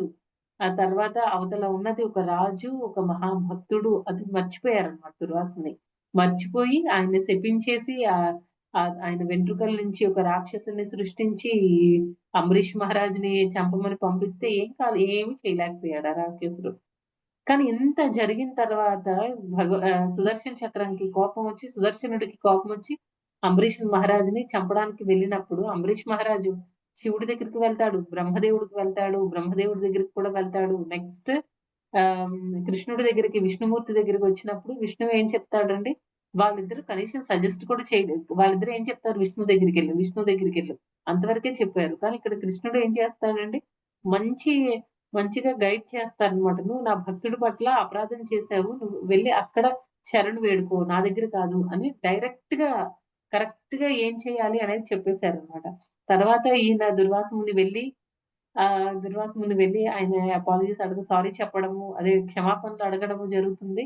నెక్స్ట్ సుదర్శనుడికి ప్రార్థన చేస్తారు. బలి మహారాజ్ మంచి మంచి ప్రార్థనలు చేసి మొత్తానికి సుదర్శనుడిని పాసిఫై చేస్తారనమాట. ఆయన సంతోషించేటట్టు చేసి కూల్ చేసేసి సుదర్శనుడిని పంపించేస్తారనమాట. ఇక్కడ అంబరీష్ మహారాజ్ యాటిట్యూడ్ చూడండి. అక్కడ దుర్వాస మునిది చూడండి. దుర్వాస ముని ఏం చేశారండి, ఆయన తపస్సు శక్తి వాడేసి మరి ఈ కింగ్ తిన్నాడా? అంబరీష్ మహారాజ్ తిన్నారా? లేదా? అని తెలుసుకోవాల్సిన అవసరం ఏముందండి? ఎంత నెగెటివ్ యాటిట్యూడ్, ఎంత తక్కువ బుద్ధి అది. కానీ అంబరీష్ మహారాజ్ ఏం చేశారండి అంటే వైష్ణవుడి యొక్క క్వాలిటీ అంత మనం గ్లోరిఫై చేసుకునే విధంగా ఉంటుందన్నమాట. తన ప్రాణం మీదకి తీసుకొనొచ్చినా చంపడానికి ట్రై చేసినా సరే, ఈయన్ని రక్షించారన్నమాట. ఆ! దుర్వాసముని రక్షించారు సుదర్శన చక్రం నుంచి. సుదర్శనుడికి ప్రార్థించి ఆహ్, రక్షణ ఇవ్వడం అనేది జరిగిందన్నమాట. తర్వాత మళ్ళీ అంతటితో ఆగారా? ఈ ఈ దుర్వాసముని కాళ్ళ మీద అంబరీష్ మహారాజు అసలు నిజంగా చదువుతుంటే చాలా బాగా అనిపించిందన్నమాట. అంబరీష్ మహారాజు దుర్వాసముని కాళ్ళ మీద పడి ఇప్పటికే చాలా లేట్ అయిపోయింది. ఇంక భోజనానికి కూర్చోండి అని కూర్చోపెట్టి ఆయనకన్నీ తినిపించి, ఆ తర్వాత ఇంకా రాజు కూడా తినడం జరుగుతుందన్నమాట. అంటే బ్రేక్ చేయడం జరుగుతుంది. ఆహారం 1 ఇయర్ ఆయన ఆహ్, కంటిన్యూయస్‌గా సరిగ్గా తినకుండా అలా ఉండి అప్పుడు తినడం స్టార్ట్ తింటారనమాట అప్పుడు. చూడండి ఎంత పేషెన్స్ తర్వాత ఎంత మంచి క్వాలిటీస్ అన్నమాట. మనం పొగడకుండా ఉండలేము. వైష్ణవులు అంత మంచి క్వాలిటీస్‌తో ఉంటారు. తర్వాత మళ్ళీ మనం ఇంకొక ప్రభుపాద శిష్యుల యొక్క ఎగ్జాంపుల్ చెప్పుకుందామండి. అంటే ఈ క్వాలిటీస్ అన్నిటి వల్లే ఈవెన్ దేవతలు కూడా చాలా హ్యాపీగా ఫీల్ అవుతారనమాట. అంటే ఈ వైష్ణవులందరూ చేసే సేవ భగవంతుడికి, కృష్ణుడికి చేస్తున్నారు. కృష్ణుడికి ఎప్పుడైతే మనం చేస్తామో దేవతలందరూ కూడా సంతృప్తి చెందుతారు. అనడానికి ఇంతకంటే మంచి ఎగ్జాంపుల్స్ ఏం కావాలండి. అందుకే ఇలా అయినా సొసైటీ, ఇలా అయినా ఈ ప్రపంచం నడుస్తుంది అనంటే భక్తుల వల్లే అన్నమాట. భక్తులు ఓన్లీ యజ్ఞాలు అవి మాత్రమే చేయక్కర్లేదు. దేవతలను విడివిడిగా సంతృప్తి పరచడం లేదు. హరినామ సంకీర్తన చేసి భగవంతుడిని తృప్తి పరుస్తున్నారు. భగవంతుడు తృప్తి పడడం వల్ల దేవతలందరూ కూడా తృప్తి చెంది మనకు కావాల్సినవన్నీ టైంకి ఇస్తున్నారనమాట. ఇంకొక ఎగ్జాంపుల్ మనం ఎవరు చెప్పుకోవచ్చు అనంటే, ఒక టైంలో లాస్ ఏంజలస్‌లో ఒక ఇస్కాన్ టెంపుల్ ఉందన్నమాట. ఆ ఇస్కాన్ టెంపుల్ నుంచి ఇద్దరు భక్తులున్నారు. ఒకాయన పేరు ఒకతని పేరు ఘనశ్యామ్ దాస్. ఇంకొకతని పేరు మహాబుద్ధదాస్. హ్మ్. మహాబుద్ధిదాస్. వీళ్ళిద్దరూ డివోటీస్ అన్నమాట. ఘనశ్యామ్ దాస్, మహాబుద్ధి దాస్. వీళ్ళిద్దరూ కూడా మంచిగా టెంపుల్‌లో బాగా ప్రీచింగ్ అవి చేస్తూ ఉంటారు. ఆహ్, మెయిన్ బుక్ డిస్ట్రిబ్యూటర్స్ అన్నమాట. ప్రతిరోజు మనకి ప్రభుపాద్ బుక్స్ కూడా మనకి చాలా చాలా ఒక్కొక్క బుక్ ఒక్కొక్క మాయతో ఫైట్ చేయడానికి ఒక్కొక్క బుక్ కూడా ఒక్కొక్క వెపన్ లాగా అన్నమాట. అస్త్రాలు లాంటిది. అయితే ఈ ఇద్దరు డివోటీస్ కూడా ప్రతిరోజు వీళ్ళిద్దరి పని ఏంటి అంటే కాలేజెస్‌కెళ్ళి ప్రీచింగ్ చేయడం వీళ్ళ మెయిన్ ఇదన్నమాట. మెయిన్ సేవ. ఒకసారి హ్మ్. అది చాలా దూరంలో ఉంటాయన్నమాట టెంపుల్స్ అన్నీ కూడా ఫారెన్‌లో. సారీ కాలేజెస్ అవి చాలా దూరంగా ఉంటాయి. పెద్ద పెద్ద కాలేజెస్ ఉంటాయన్నమాట. వీళ్ళు మార్నింగే బయలుదేరిపోతారు. ఒక్కొక్క రోజు ఒక్కొక్క కాలేజ్‌కెళ్ళి అక్కడ స్టూడెంట్స్‌తో మాట్లాడడము, ప్రొఫెసర్స్‌తో మాట్లాడడం, వాళ్ళకి ఏ భగ గ ప్రభుపాద బుక్స్ అవి చూపించి వాళ్ళకి ఇవ్వడం అన్నమాట. ఇది వాళ్ళు రోజు చేసే వాళ్ళ రొటీన్. అయితే ఒకసారి వీళ్ళిద్దరూ ఈ ప్రభుజీస్ ఇద్దరు మార్నింగ్ మంగళారతి అన్నీ అటెండ్ అయిపోయి అన్నీ వాళ్ళకి మార్నింగ్ షెడ్యూల్ అంతా కంప్లీట్ అయిపోయి బుక్ డిస్ట్రిబ్యూషన్‌కి వెళ్తారనమాట. కాలేజ్‌కెళ్తారు. కాలేజ్‌కెళ్ళిన తర్వాత వీళ్ళకి తెలీదనమాట ఆ రోజు హాలిడే అని. ఇంకా వీళ్ళిద్దరూ చాలా బాధపడుతూ ఉంటారు. సరే అయితే ఇంక మనం ఏం చేద్దాం అని చెప్పేసి మహాబుద్ధిదాస్ ప్రభు చెప్తారు. సరే ఇంక మనం వెనక్కెళ్ళిపోదాం. ఇక్కడున్నా ఇంకా ఉపయోగం ఏముంది. మనం వేరే దగ్గర ఎక్కడైనా చూద్దాము అని చెప్పి చెప్తారు. సరే అని ఇద్దరు ఇంకా వెనక్కి బయలుదేరుతారు. ఆహ్, నువ్వు ఈ ఘనశ్యామ్ ప్రభు చెప్తారనమాట. "నువ్వు వ్యాన్‌లోకెళ్ళి కూర్చో నేనిప్పుడే బాత్రూమ్‌కెళ్ళి వస్తాను. వాష్‌రూమ్‌కెళ్ళేసి వస్తాను" అని చెప్తారనమాట. ఆయన లోపలికి వాష్‌రూమ్‌కి వెళ్తారు. వెళ్ళిన తర్వాత అక్కడ ఇంకా ఆయన ప్రభుపాద్‌కి చాలా తీవ్రంగా ప్రార్థిస్తారనమాట. ప్రభుపాద్ ఇంత ఆశతో మేము ఇక్కడ ఈ కాలేజ్‌కి ప్రీచింగ్ చేయడానికి వచ్చాము. ఎలా అయినా సరే మాకొక అవకాశం ఇవ్వండి ప్రభుపాద్. మళ్ళీ అనవసరంగా వెనక్కెళ్ళిపోవాలా మాకు తెలియలేదు హాలిడే అని. ఒక్క అవకాశం నాకు ప్రీచింగ్ చేసే అవకాశం ఇవ్వండి. ఈవెన్ కాలేజ్‌కి హాలిడే ఉన్నా సరే అని చాలా సిన్సియర్‌గా ప్రార్థించుకుంటారనమాట. కొంతసేపు పోయిన తర్వాత ఇక్కడ ఈ మహాబుద్ధి ప్రభు బయట బయట వ్యాన్‌లో కూర్చొని వెయిట్ చేస్తూ ఉంటారు. 10 నిమిషాలు, 20 నిమిషాలు అలా గంట అయిపోయింది. 2 గంటలు, 3 గంటలు ఎంతకీ ఈయన రారు. ఏంటా ఈయన ఇంకా రారు అని ఆలోచిస్తున్నారు. కాకపోతే ఏంటంటే ఈయనకి తెలుసనమాట. ఈ ఘనశ్యామ్ ప్రభు ఎక్కడికి వెళ్ళినా సరే ఏదో ఒకటి చేసి వస్తారు. ఊరికే ఆయన రారు అనే విషయం తెలుసనమాట. అందుకే ఈయన పేషెన్స్‌గా వెయిట్ చేస్తూ ఉంటారు. 3 అవర్స్ దాటిపోయిన తర్వాత ఈ ప్రభుజీ వస్తారనమాట. ఈ ఘనశ్యామ్ ప్రభు వస్తారు. అప్పుడు ఈ మహాబుద్ధదాస్ ప్రభు అడుగుతారనమాట. "ఏమైంది? ఏంటి ఇంతసేపు 3 అవర్స్ వాష్‌రూమ్‌కెళ్ళావా నువ్వు?" అనంటే ఇంకప్పుడు చెప్తారు. "లేదు ఇలా నేను ప్రార్థించుకున్నాను. అప్పుడు నాతో పాటు వేరే అతను కూడా నేను వాష్‌రూమ్‌లో ఉన్నప్పుడు వేరే అతను కూడా వాష్‌రూమ్ యూజ్ చేయడానికొచ్చారు. అప్పుడు వాష్‌రూమ్ పని అయిపోయిన తర్వాత ఇద్దరం మాట్లాడాము. ఒకళ్ళం డిస్కస్ చేసుకున్నాము. నేను ప్రభుపాద్ గురించి ఆహ్, అన్నీ మన బుక్స్ గురించి ఆటిల గురించి చెప్పాను. అప్పుడు అలా డిస్కషన్ అంతా ఒక 2, 3 అవర్స్ జరిగిందనమాట.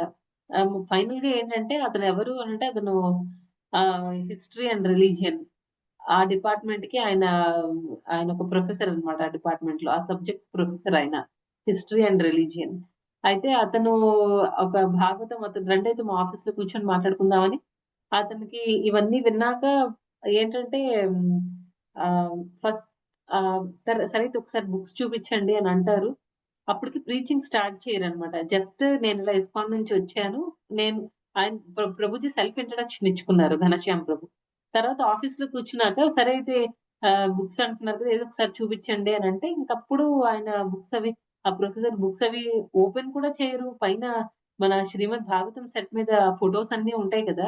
ఆ ఫోటోస్ అన్నీ చూసే నాకు ఎందుకో ఒకసారి నాకు ఈ బుక్స్ తీసుకోవాలనిపిస్తుంది. లోపల కంటెంట్ ఏముంటుందో నాకు ఓవర్‌వ్యూ ఇవ్వండి అని చెప్తారనమాట. ఇంకా ఈ ఘనశ్యామ్ ప్రభు జస్ట్ అలాగా టాప్ లెవెల్‌లో అన్నమాట. అంతా పైపైనే చెప్తారు బుక్స్ గురించి. చెప్పేసరికి ఇంకా ఈయన చాలా ఇంప్రెస్ అయిపోతారనమాట. నాకు ఈ బుక్స్ చాలా ఇంట్రెస్టింగ్‌గా ఉన్నాయి. నాకు ఈ ఫోటోస్ చూసారా? ఫోటోసే నాకు చాలా అట్రాక్టివ్‌గా ఉన్నాయి. నేను తీసుకుంటానని చెప్పేసి ఆయన ఒక భాగవతం సెట్ తీసుకుంటారు. తర్వాత ఇంకా అంతే కాకుండా ఇంకా, ఇంకా ఎవరైనా ఉన్నారా అంటే ఇంకా అప్పుడు ఆల్రెడీ మా లైబ్రేరియన్ కూడా వస్తున్నారు. "మీ లైబ్రరీలో బుక్స్ ఉన్నాయి" అని అడిగితే, "లేవు. ఈ ఇలాంటి బుక్స్ లేవు" అనంటే, "సరే అయితే ఒకసారి మీరెందుకు తీసుకోకూడదు" అంటే, "నేనొకసారి మా లైబ్రేరియన్‌ని కన్సల్ట్ చేసి చెప్తాను. ఆయన ఆన్ ద వే వస్తున్నారు" అని అంటారు. తర్వాత ఆ లైబ్రేరియన్‌తో కూడా ప్రీచింగ్ చేస్తారు. ప్రీచింగ్ చేసిన తర్వాత లైబ్రేరియన్ కూడా ఒక సెట్ ఆఫ్ బుక్స్ తీసుకుంటారన్నమాట. భాగవతం బుక్స్. తీసుకొని లైబ్రరీలో పెడతారు. ఇంకా అదంతా ఏంటంటే ట్రాన్స్‌ఫర్మేషన్ చూడండి.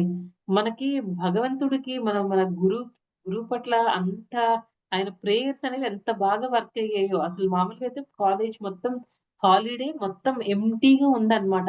ఈయనకేంటంటే ఈళ్ళ ఈ ప్రొఫెసర్‌కేంటంటే ముందు రోజు ఆయనేదో వీళ్ళిద్దరికీ కూడా ముందు రోజు ఏదో పని చేయాలి, కంప్లీట్ చేయాల్సింది. అది కంప్లీట్ అవ్వదన్నమాట కొన్ని కారణాల వల్ల. అందుకని హాలిడే అయినా సరే వాళ్ళిద్దరూ కాలేజ్‌కొచ్చి అసలు మామూలుగా రాకూడదనుకుంటారు. సరే ఇంకొక రోజు టైం కదా! నెక్స్ట్ రోజు చేసుకోవచ్చులే ఆ వర్క్ అంతా అనుకుంటారు. కానీ వాళ్ళకి ఎందుకు రేపటి వరకు పోస్ట్‌పోన్ చేయడం ఎందుకు? ఈ రోజే మా వర్క్ కంప్లీట్ చేసుకుందామని వాళ్ళు ఆఫీస్ కాలేజ్‌కొస్తారు. ఈ ఘనశ్యామ్ ప్రభుతో మాట్లాడతారు. మాట్లాడి వాళ్ళు ఈ భాగవతం సెట్స్ 2 తీసుకుంటారనమాట. ఆయన మొత్తం మామూలుగా ఏవో ప్రభుపాద్ చిన్న బుక్స్, భగవద్గీత బుక్స్ డిస్ట్రిబ్యూట్ చేయడానికొచ్చారు. కానీ యాక్చువల్‌గా ఇక్కడ ప్రభుపాద్ ఆయనకి ఏమిచ్చారంటే చాలా దయ ఇచ్చారనమాట. చాలా కృప చూపిచ్చారు. అందుకే 2 భాగవతం సెట్స్ వెళ్ళిపోయాయి. ఇంతకీ ఆ ఘనశ్యామ్ ప్రభు ఎవరు అంటే ఆహ్, భక్తి తీర్థ స్వామి మహారాజ్. ఆహ్, హ్మ్. భక్తి తీర్థ స్వామి మహారాజ్‌కి జై. సో, అలా ఏంటంటే, ఇలాంటి డివోటీస్ చూడండి బాత్రూమ్‌లో ప్రీచింగ్ చేయడం ఏంటండి? ఇలాంటివెన్నో అన్నమాట. మంచి మంచి ఎగ్జాంపుల్స్ మనకి ఉన్నాయి. ఈ ఇస్కాన్‌లో ప్రభుపాద్ డిసైపుల్స్ ద్వారా మనం ఎన్నో మంచి మంచి విషయాలన్నీ తెలుసుకోవచ్చన్నమాట. తర్వాత ఇంకొక టైంలో ఇంకొక మాతాజీ ఉన్నారు. ఇది కూడా ఫారెన్‌లోనే జరిగింది. ఆ మాతాజీ ఒకసారి ఆ మహారాజ్ పేరేంటో మరి వాళ్ళు ఎక్స్‌ప్లెయిన్ చేసిన క్లాస్‌లో ప్రభుజీ చెప్పలేదు. మాతాజీ పేరు మాత్రం ఏదో రంగా అనొస్తుంది. రంగదేవి దాసి. నాకు నన్ను హరే కృష్ణ ప్రభుజీ దండవత్ ప్రణామం. కాదు, నీళ్లు కాగినా ఎవరు పోసుకుంటున్నారు? నీళ్లు కాగినా ఎక్క లేచిందా? ఉండండి మరి. అయిపోయిందా? అక్క అక్క ఆహా! అయితే ఆ మాతాజీ పేరు నాకు కరెక్ట్‌గా కంప్లీట్‌గా గుర్తులేదు. కానీ రంగదేవి దాసి అని మాత్రం వస్తుంది. స్టార్టింగ్‌లో హ్మ్. గుర్తులేదండి. మొత్తానికి ఆ మాతాజీ చాలా మంచి డివోటీ అన్నమాట. ఒకసారి ఒక మహారాజా ఆ మాతాజీ ఉన్న టెంపుల్‌కొస్తారన్నమాట. వచ్చిన తర్వాత ఈ మాతాజీకి మాతాజీ ఆ మహారాజుతో చెప్తారన్నమాట. మహారాజ్ ఒక్కసారి మీరు నేనున్న అపార్ట్మెంట్‌కి ఒక్కసారి మాతాజీ కొంచెం పెద్దావిడన్నమాట. పెద్దావిడంటే క్లోజ్ టు 50స్ అన్నమాట. 50కి దగ్గరలో ఉంటది. మరీ అంత పెద్దావిడేం కాదు. కానీ మహారాజ్‌కి చెప్తారన్నమాట. ఒకసారి మీరిక్కడి నుంచి వెళ్ళే లోపల ఒక్కసారి మా ఇంటికొచ్చి మా ఇంటిని పావనం చేయండి అని అడుగుతారనమాట. అయితే ఇంకొక 3 రోజుల తర్వాత వాళ్ళింకా మహారాజ్ వేరే ప్లేస్‌కి వెళ్ళాల్సుంది. ఇంకా బ కార్‌లో స్టార్ట్ అవుతారనమాట. అప్పుడు టెంపుల్ ప్రెసిడెంట్ ఏమో మహారాజ్‌కి గుర్తు చేస్తారు. ప్రభుజీ మహారాజ్ ఆ మాతాజీ ఉన్నారు కదా! రమ్మని ఇన్వైట్ చేశారు. ఒక్కసారి మనం వెళ్ళే దారిలోనే ఒక్కసారి చూసుకొని వెళ్ళిపోదామా అని అడుగుతారు. ఈ మాతాజీ ఏంటంటే ఆ టెంపుల్ వరకు ఆవిడ గురించి అందరికీ తెలుసనమాట. చాలా మంచి బుక్ డిస్ట్రిబ్యూటర్ అని. అయితే సరే సరే వెళ్ళొద్దాము అని అంటారు. అలా ఒక ప్లేస్‌కి వెళ్తారనమాట. ఆ బిల్డింగ్ అదంతా కూడా చూడడానికి చాలా పాతగా అలా ఉంటుంది. మొత్తానికి వాళ్ళు సెకండ్ ఫ్లోర్, థర్డ్ ఫ్లోర్‌కి అలాగా వెళ్ళడం జరుగుతుంది. అక్కడ ఒక సింగిల్ రూమ్ అపార్ట్‌మెంట్ ఉంటుందనమాట. దానిలో ఈ మాతాజీ ఉంటారు. లోపలికి వెళ్లి చూస్తే అక్కడ ఏమి ఉండదనమాట. రూమ్ అంతా ఒకే ఒక్క రూమ్ ఉంటుంది. బాత్రూమ్ అంతే. ఆ రూమ్ అంతా కూడా ఖాళీగా ఉంటుంది. ఒక దగ్గర ఒక టేబుల్ ఉంటుంది. టేబుల్ మీద ఒక చిన్న స్టవ్, ఒకే ఒక కుండ ఉంటుంది. నెక్స్ట్ ఒక బ్యాగ్ ఉంటుంది. ఆ బ్యాగ్‌లో మొత్తం బుక్స్ ఉంటాయి. అంతే ఇంకా. మాతాజీకి ఇంక ఏం ఉండవనమాట. ఈ ప్రభుజీ అంతా మహారాజ్ ఏమో మొత్తం రూమంతా అలా చూస్తారు. ఎక్కడ ఏం కనిపించదు. అంతా ఖాళీ ఖాళీ. ఒక ప్లేట్ అలా అంతే. ఒక కుండ, ఒక ప్లేటు, ఒక స్టవ్, ఒక బ్లాంకెట్ అంతే ఇంకా. ఇంక ఇంతే అన్నమాట మాతాజీ సామాన్లు. ఇంకా ఈ మహారాజ్‌కేం అర్థం కాదు. అప్పుడు ఈ ప్రభుజీ ప్రెసిడెంట్ ప్రభుజీ చెప్తారనమాట. ఈ మాతాజీ చాలా ఒక సెయింట్ లాగా ఏంటంటే ఆవిడకి రోజు 8 అవర్స్ అన్నమాట. రోజు 8-9 అవర్స్ ఆవిడ పని ఏంటి అంటే బుక్ డిస్ట్రిబ్యూషన్ చేయడం. ఇదొక్కటే ఆవిడనమాట. ఆవిడకి వేసుకునే సారీ ఇంకొకటి. రెండే 2. ఒకటి వేసుకుంటారు. ఇంకొకటి ఉతికి ఆరేయడం అన్నమాట. అది మళ్ళీ ఆరిపోయిన తర్వాత ఇది. అలా ఈ రెండిటి మధ్యనే మాతాజీ యూజ్ చేస్తూ ఉంటారన్నమాట. అంతకు మించి ఆవిడకి ఎక్స్‌ట్రా బట్టలు కూడా ఏముండవు. చాలా మ కన్ మ నా చాలా సన్నగా, చాలా నార్మల్‌గా ఉంటారనమాట మాతాజీ. అయితే మహారాజా మాతాజీని అడుగుతారు. మాతాజీ మీరేం చేస్తుంటారు అని. నేను బుక్స్ డిస్ట్రిబ్యూట్ చేస్తూ ఉంటాను మహారాజ్ అని చెప్తారనమాట. బుక్స్ డిస్ట్రిబ్యూట్ చేస్తూ ఉంటాను. రోజు ఇలా వెళ్తాను. మళ్ళీ ఈ టైంకెళ్ళి ఈ టైంకి వస్తూ ఉంటాను అని అతను ఆహ్, ఆ బుక్స్ డిస్ట్రిబ్యూషన్‌తోనే నేను మెయింటైన్ అవుతున్నాను అని చెప్తారు. తర్వాత ఒక ఎన్వలప్ తీసుకొనొచ్చి ఆ మహారాజ్ చేతిలో పెడతారనమాట మాతాజీ. పెట్టి మహారాజ్ ఇది బుక్స్ డిస్ట్రిబ్యూట్ చేసిన తర్వాత వచ్చిన డబ్బులు. మహారాజ్‌కి అర్థం కాదు. నాకెందుకిస్తున్నారు? తర్వాత మీరు బుక్స్ డిస్ట్రిబ్యూషన్ డబ్బులన్నీ ఇలాగా సేవ్ చేసి నాకిచ్చేస్తున్నారు గదా! మరి మీరెలా మెయింటైన్ అవుతున్నారు? ఇవన్నీ క్వెషన్స్ అన్నమాట మహారాజ్‌కి బ్రెయిన్‌లో అడుగుతారు మాతాజీని. అప్పుడు మాతాజీ ఏం చెప్తారంటే, "మీకు గుర్తుందా మహారాజ్ 13 ఇయర్స్ బ్యాక్ మీరు మా టెంపుల్‌కొచ్చారు. వచ్చినప్పుడు నేను మిమ్మల్ని కలిసాను. మీరు ఒక ఇన్‌స్ట్రక్షన్ ఇచ్చారు. అంటే అది జనరల్‌గా ఇచ్చిన ఇన్‌స్ట్రక్షన్. మాతాజీకి ఏం చెప్పలేదు ప్రభుజీ. సారీ మహారాజే మాతాజీకి చెప్పలేదు. కానీ ఏం చెప్పారంటే, ప్రభుపాద్ బుక్స్ చాలా ఇంపార్టెంట్. బయట అందరూ చాలా సఫర్ అవుతున్నారు. మనకి ఏ జ్ఞానమైతే ప్రభుపాద్ ఇచ్చారో, ఆ జ్ఞానాన్ని మనం ఉంచుకోవడం కాదు. అది అందరికి కూడా డిస్ట్రిబ్యూట్ చేయాలి అని మీరు మీరు చెప్పారు. ఆ ఇన్‌స్ట్రక్షన్ అదే నేను ఫాలో అవుతున్నాను. 13 ఇయర్స్ నుంచి మాతాజీకి ఏ ఒక్క రోజు కూడా బాలేనప్పుడు కూడా ఆవిడ మిస్ అవ్వలేదన్నమాట. 13 ఇయర్స్‌గా ఆవిడ అదే సర్వీస్ చేస్తూనే ఉన్నారు. చేస్తూ ఆవిడ దాచిన డబ్బులన్నమాట. ఆ సేవింగ్స్ అన్నీ ఆవిడ అందులో ఎన్వలప్‌లో పెట్టి మీరు నాకు ఇన్‌స్ట్రక్షన్ ఇచ్చారు కాబట్టి మీరు ఈ డబ్బుల్ని కరెక్ట్‌గా ఎలాగో మీరు బాగా వాడుతారు కాబట్టి కరెక్ట్ వేలో నేను మీకిస్తున్నాను. అలా మీరు వాడడం వల్ల ఎవరైతే ఆ బుక్స్ తీసుకున్నారో వాళ్ళందరికీ కూడా బెనిఫిట్ అవుతుంది అని చెప్తారనమాట. సరే డబ్బులను మీరు నాకిస్తే మరి మీరెలా మెయింటైన్ అయ్యారు? దానికి ఆహ్, దానికి ఈ టెంపుల్ ప్రెసిడెంట్ చెప్తారనమాట.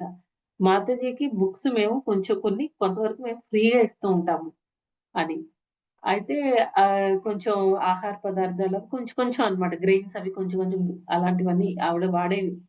కొంచెమే అన్నమాట. దాంతో ఆవిడ 100% ఆవిడ మెయింటైన్ అవ్వడానికి ఛాన్స్ లేదు. కానీ ఏంటంటే ఆవిడ అందులోనే సరిపెట్టుకొని సరిగ్గా అంటే ఆవిడ బాడీ గురించి ఆలోచించుకోలేదన్నమాట ఆవిడ.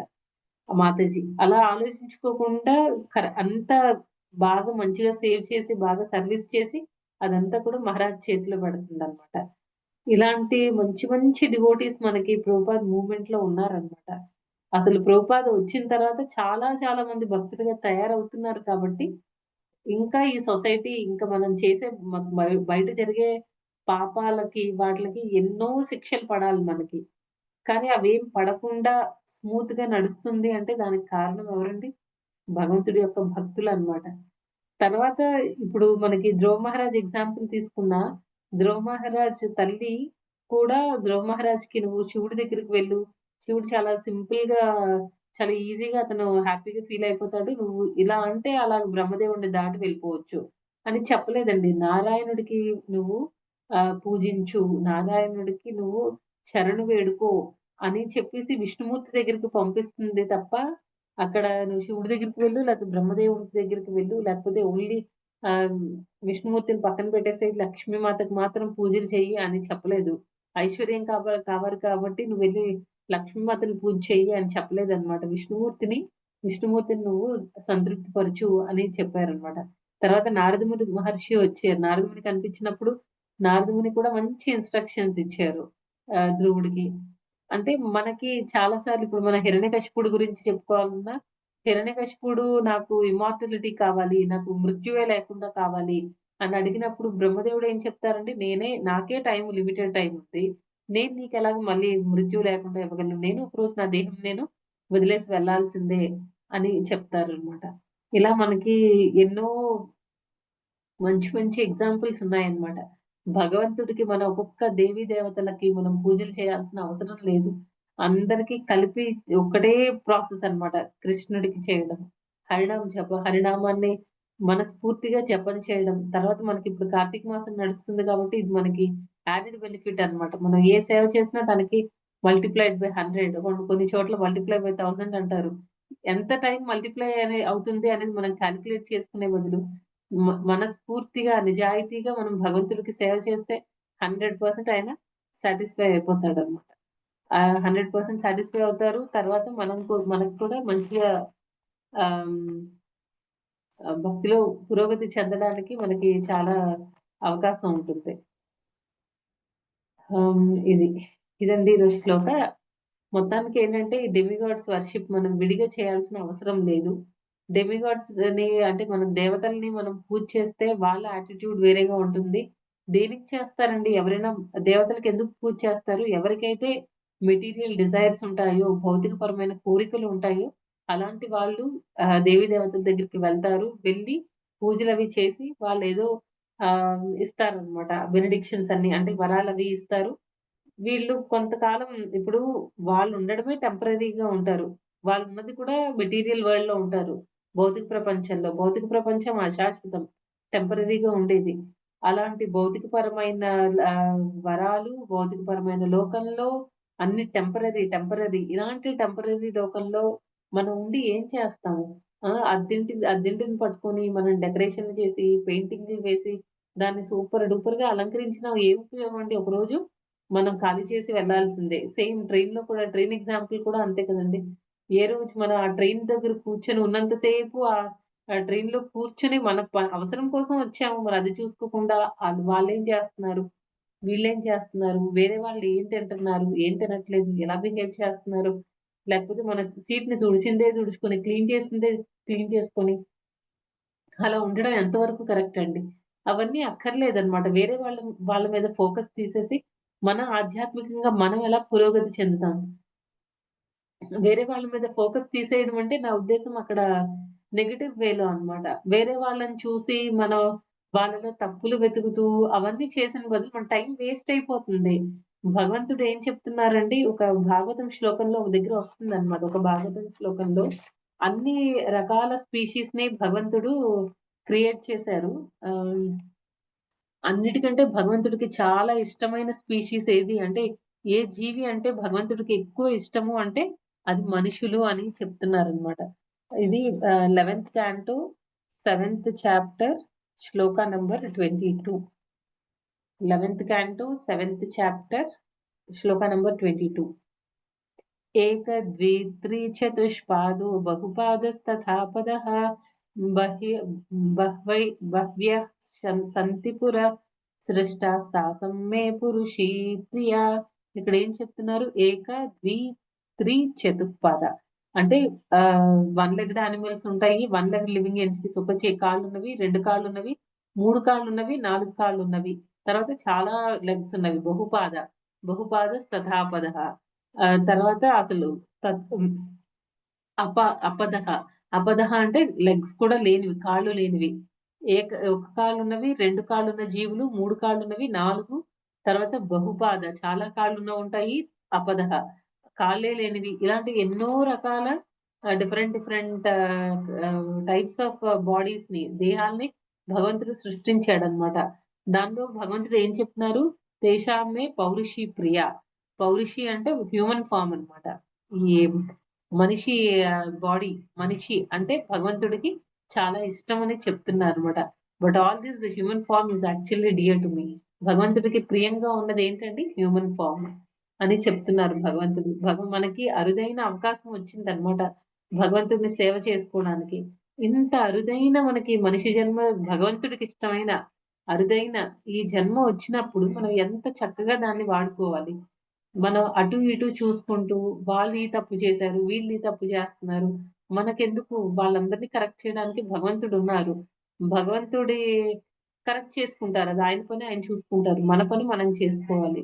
ఇక్కడికొచ్చి కూడా మనం అంత చెత్తంతా ఏరుకోకుండా మంచిగా భగవంతుడికి సేవ చేస్తే భగవంతుడు మనకి కంపల్సరీ కూడా మనకి ఆహ్, భగవంతుడు మనకి చాలా మంచి చేస్తారనమాట. ఇంకొక పాయింట్ ఏంటి అంటే, ఇప్పుడు మన ఈ దేవతలందరికీ పూజ చేసినా, ఈ దేవతలందరూ కూడా ఎక్కడికి చెందిన వాళ్ళండి? ఈ భౌతిక ప్రపంచానికి చెందిన వాళ్ళు. ఈ భౌతిక ప్రపంచం అశాశ్వతంగా ఉంటుంది. అలాంటప్పుడు వాళ్ళు మనకి వాళ్ళే భౌతిక ప్రపంచం ఎలా ఉంటుంది? పర్మనెంట్ కాదు. ఎ ఒక టైం వచ్చినప్పుడు ఏమంటారు ప్రళయం వచ్చినప్పుడు మొత్తం అంతా డివాస్టేషన్ వచ్చినప్పుడు మొత్తం పోతుందన్నమాట. ప్రళయం వచ్చినప్పుడు అంతా భౌతిక ప్రపంచం అంతా నీటిలో మునిగిపోతుందని చెప్తారు గదా! మరి అలాంటప్పుడు మనం ఎందుకు ఈ వాళ్ళని పూజించాలి? భగవంతుడి గురించి 12థ్ క్యాంటో 3 చాప్టర్ 43 శ్లోక నంబర్ 12.3.43 ఆ శ్లోకంలో ఏం చెప్తున్నారంటే భగవంతుడు ఆహ్, పర్మనెంట్ అన్నమాట. ఆయన ఈ ఆధ్యాత్మిక ప్రపంచానికి సంబంధించిన ఆయన. ఆయన భౌతిక ప్రపంచానికి సంబంధించిన వాళ్ళు కాదు అని చెప్తున్నారు.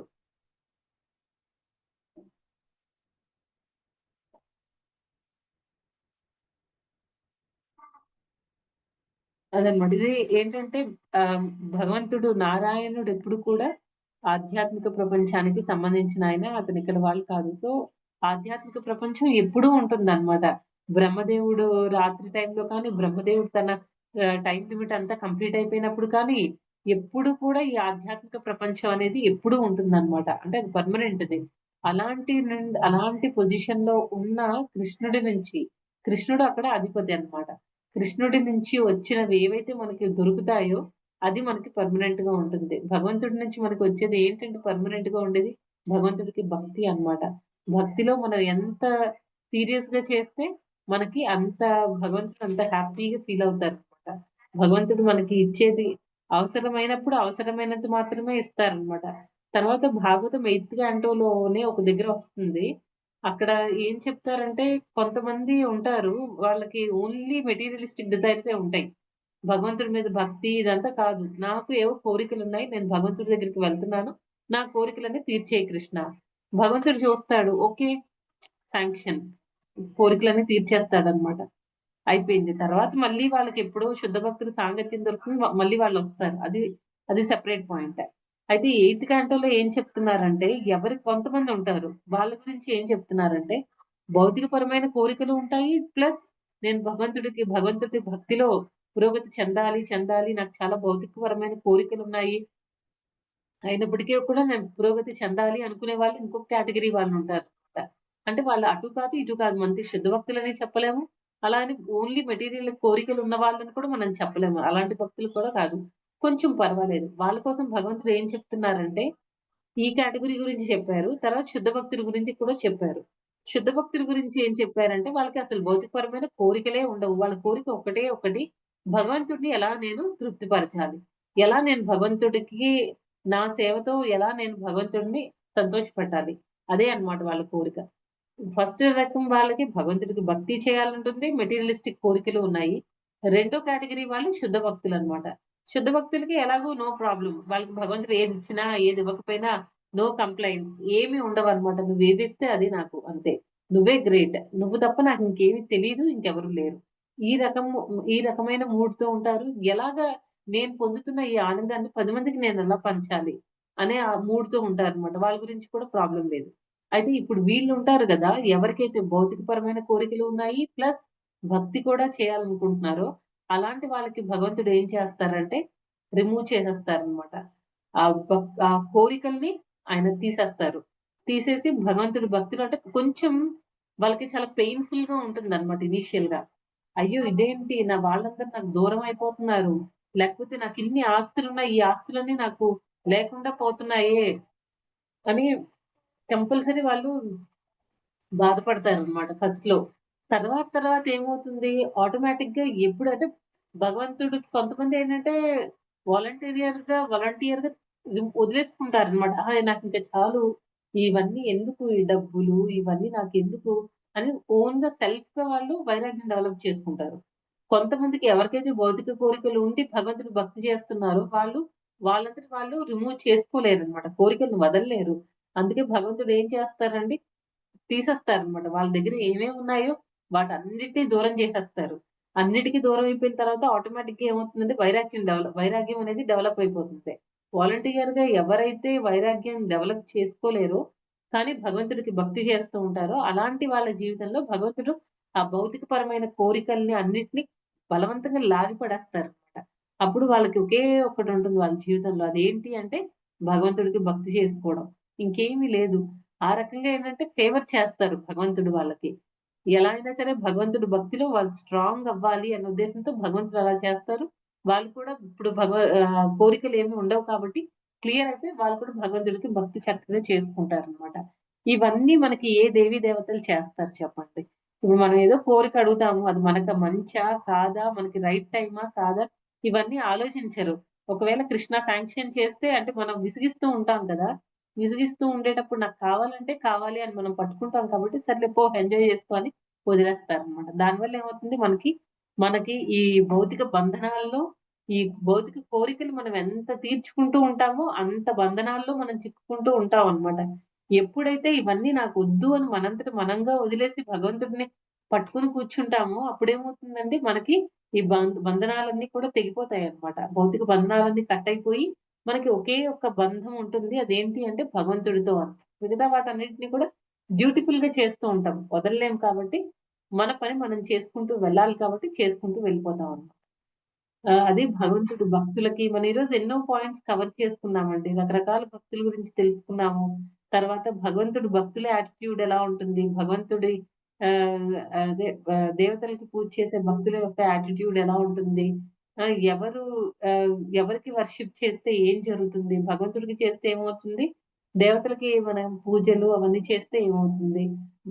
దేవీ దేవతలకు మనం ఎంత పూజ చేస్తామో ఒకవేళ మనం దేవతలకి ఎలాంటి కోరికలు లేకుండా డైరెక్ట్‌గా మనం శివుడి గురించి లేకపోతే బ్రహ్మదేవుడి గురించి మనం పూజ చేస్తున్నాం అనుకోండి. మన కోరికలేం లేవు. అప్పుడు వాళ్ళేం చేస్తారు? ఓకే. వీళ్ళు బెస్ట్ డివోటీ. వీళ్ళకేంటంటే భగవంతుడి వైపు కనెక్ట్ చేద్దామని వాళ్ళే మనల్ని భగవంతుడి వైపు కనెక్ట్ చేసేస్తారనమాట. అందుకే ఇస్కాన్‌లో చాలా మంది డివోటీస్ ఒక టైంలో వేరు వేరు దేవతల్ని పూజించిన వాళ్ళు కూడా ఉంటారు. కొంతమంది ఆహ్, ఎ ఎక్కువ విష్ణు శివుడికి పూజ చేసేవాళ్ళు చాలా ఈజీగా కృష్ణుడి వైపుకి రాగలుగుతారనమాట. ఎందుకంటే ఆయన రీడైరెక్ట్ చేసేస్తారు. మనం ఎంత కృష్ణ కృష్ణ అనుకుంటే వాళ్ళకంత హ్యాపీ అన్నమాట. అయితే నేను ఆహ్, ఈరోజు అసలు ఈ క్లాస్ నేను చెప్పాలనుకునేటప్పుడు ఒక చిన్న నిజంగా జరిగింది. ఒక చిన్న ఇన్సిడెంట్ చెప్పాలనుకుంటున్నాను. అయితే ఈ మధ్య దామోదర ఆరతి జరుగుతుంది గదండీ! ప్రతిరోజు మనం చాలా గుళ్ళకెళ్ళడము, తర్వాత కాలేజెస్, పార్క్స్, తర్వాత పీజీస్ కని ఇలా మాల్స్‌కి ఇలా వెళ్లి డివోటీస్ చాలా మంది డిస్ట్రిబ్యూషన్ అదే అందరితో దీపారాధన చేయిస్తున్నారు గదా! రీసెంట్‌గా మొన్న మండే వచ్చింది గదా! నిన్న కాకుండా మొన్న సోమవారం నాడు మేము కొంతమంది డివోటీస్ అందరం కలిసి ఒక శివుడి టెంపుల్‌కెళ్ళామనమాట. ప్రతి సోమవారము ఆ శివాలయంలో రుద్రాభిషేకం జరుగుతూ ఉంటుంది. అయితే అక్కడున్న పూజారి ఏం చేశారంటే, మామూలుగా అయితే నేను మరి గత కొద్ది సంవత్సరాలుగా చూస్తున్నాను. ఎప్పుడూ మనం అక్కడ ఉన్నా సరే, ఆ టైంలో అక్కడ ఆరతి జరుగుతున్నా, లేకపోతే భగవంతుడికి భోగం అదే శివుడికి, ఆ దేవతలకి వాళ్ళ గుడిలో ఉన్న డీటీస్‌కి వాళ్ళు వర్షిప్ చేస్తున్నా, మనం మనం తీసుకొనెళ్ళే ఫోటోస్‌కి కానీ, అలా ఎప్పుడు పూజ చేయడం అనేది నేను ఎప్పుడు చూడలేదు మరి. నేను ఫస్ట్ టైమ్ చూసాను. మరి నాకైతే చాలా హ్యాపీగా అనిపిచ్చింది. నాకు ఈ శ్లోకమే గుర్తొచ్చిందనమాట. మాతాజీ కూడా లక్కీగా నాకు ఈ శ్లోకం అసైన్ చేశారు. అయితే అక్కడ ఏం జరిగిందంటే గుడిలో పూజారి ఉంటారు గదా! శివాలయంలో పూజారి వచ్చి ఆయన ఆహ్, హ్మ్, మన మనం పెట్టిన దామోదరుడి ఫోటోకి కూడా పూజ చేశారు. బోగా పెట్టారు. తర్వాత మహాఆరతి అక్కడ శివుడికి జరుగుతుంది. రకరకాలవి అంటే ఆహ్, పంచ ఆరతి, సింగిల్‌గా ఉన్న ఆరతి అలా పెద్ద పెద్ద స్టాండ్‌తో ఆరతి స్టాండ్‌లవి వచ్చి వాటితో మహారతి చేస్తారు కదండీ! అవన్నీ కూడా మన కృష్ణుడికి కూడా చేశారనమాట దామోదరుడికి. నాకబ్బా! హరి ఎంత బోల్ హరి బోల్ మాట. ఆ! భోగా కూడా పెట్టారండి. లాస్ట్‌లో అయితే నాకు భలే అనిపిచ్చింది. నిజంగా అప్పుడు అనిపిచ్చిందనమాట. నిజంగా ఇదంతా శివుడుకి అంటే హి వాంటెడ్ టు వర్షిప్ అన్నమాట. భగవంతుడికి తన వంతుగా తను కూడా చేయాలనుకున్నారేమో! లేకపోతే ఎందుకు ఆ ఇన్‌స్పిరేషన్ వచ్చింది ఆ పూజారికి. ఆయన వచ్చి అవన్నీ చేయడం నాకు నిజంగా చాలా హ్యాపీగా అనిపిచ్చింది. ఇంతవరకు మనం విన్నాము. కొన్ని కొన్ని సార్లు ఏంటంటే ప్రాక్టికల్‌గా మనకు చూసినప్పుడు చాలా ఆనందం కలుగుతుందనమాట. అలా చాలా జరిగింది. వచ్చి ఆయన ప్రసాదం పెట్టడం, తులసి అవన్నీ పెట్టి, మరి శివుడికి కూడా తులసి పెట్టి ప్రసాదం వాళ్ళు పెడతారేమో నేను చూడలేదు. గర్భగుడిలో నేను ఇటువైపు ఉన్నాము. మేము కృష్ణుడి దగ్గర దామోదరుడి ఫోటో దగ్గర ఉన్నాము. వాళ్ళేమో గర్భగుడిలో చేస్తున్నారు కాబట్టి, వాళ్ళు లోపల ఎలా పెట్టారో తెలీదు. కానీ బయట మాత్రం మన కృష్ణుడికి చక్కగా తులసి పెట్టి భోగా ఆఫర్ చేశారు, ఆరతి చేశారు. పూజ చేశారు దానికంటే ముందు. ఫ్లవర్ గార్లెండ్ తెచ్చి పెట్టారు. నిజంగా చాలా బాగా జరిగిందనమాట. ఫస్ట్ టైమ్ నేనలా చూడడం. నాకు చాలా సంతోషం అనిపిచ్చింది. షేర్ చేయాలనిపిచ్చింది మాతాజీ సంఖ్య. అది అండి ఈరోజు శ్లోకం. మూడవ అధ్యాయం 14వ శ్లోకం. ఎవరికైనా ఏమైనా ప్రశ్నలుంటే అడగండి మాతాజీ సంఖ్య. హరే కృష్ణ. హరే కృష్ణ హరే మాతాజీ. కృష్ణ చాలా మాతాజీ, అద్భుతంగా ఉంది దండవత్ మాతాజీ. ప్రణామాలు. ఆ ఫీల్ మాత్రం చాలా హరే గొప్ప విషయం కృష్ణ మాతాజీ. మాతాజీ, హరే దండవత్ కృష్ణ. ప్రణామ్ మాతాజీ. హరే కృష్ణ. హరే కృష్ణ మాతాజీ. దండవత్ ప్రణామం. భక్తులు ఎలా ఉంటారో చాలా అద్భుతంగా చెప్పారు మాతాజీ. వాళ్ళ భక్తుల యొక్క మూడ్ ఎలా ఉంటుంది, వాళ్ళ చైతన్యం ఎలా ఉంటుంది, వాళ్ళ ఆలోచనలు ఎలా ఉంటాయి. చాలా మాతాజీ చాలా అద్భుతంగా ఉంది మాతాజీ. హరే కృష్ణ. ఎప్పుడు చేయలేదు ఇంతవరకు. ఏంటి మాతాజీ? హరే కృష్ణ మాతాజీ. నేను చేయలేదు మాతాజీ, చేస్తాను మాతాజీ. చేయండి. సరే మాతాజీ. ఇంక మనం దామోదర ఆరతి స్టార్ట్ చేసేద్దాం మాతాజీ.